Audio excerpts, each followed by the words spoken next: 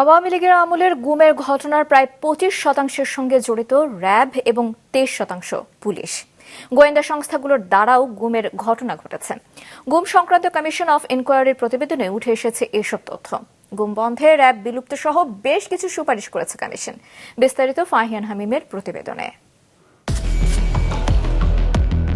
Commission গঠনের কয়েক সপ্তাহের মধ্যে সংশ্লিষ্ট ভিকটিমদের উপস্থিতিতে প্রধান উপদেষ্টাকে নিয়ে আয়নাঘর খ্যাত ডিজিএফআই এর জেআইসি এবং র্যাব সদর দপ্তরের টিএফআইসি সহ 3টি গোপন বন্দিশালা পরিদর্শন করে গুম সংক্রান্ত কমিশন অফ ইনকোয়ারি।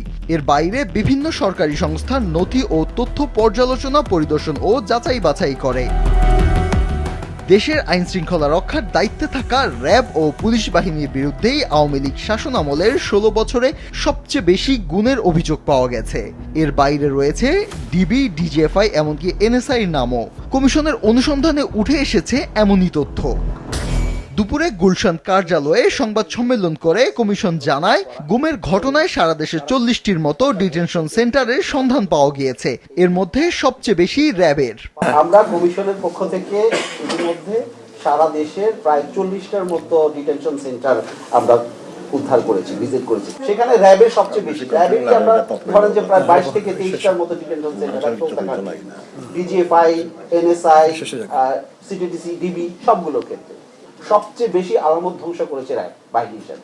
এ সময় 1569টি অভিযোগ কমিশনের সক্রিয় বিবেচনায় ছিল, যার মধ্যে 251 জন নিখোঁজ এবং 36 জনের গুম পরবর্তী লাশ উদ্ধার করা হয়। বেশিরভাগই তো ছিল যে 251 জন নিখোঁজ, they were the political opponents of the then regime. তখনকার যে রেজিম তার পলিটিক্যাল অপোনেন্টস বা পলিটিক্যাল ডিসিডেন্টস, মেইনলি এগুলোকে বিএনপি লোকজন পাওয়া গেছে এবং জামায়াতে ইসলামের বা ওদের অঙ্গ সংগঠনগুলো পাওয়া গেছে। প্রতিটা জেনারেল ইলেকশনের আগে 6 মাস 1 বছর আগ থেকে আমরা গুম ম্যাসিভ স্কেলে শুরু হয়েছে। দেশে বলপূর্বক গুম ও মানবাধিকার লঙ্ঘনের অবসান ঘটাতে ব্যাপক প্রাতিষ্ঠানিক ও আইনগত সংস্কারের সুপারিশ করেছে কমিশন।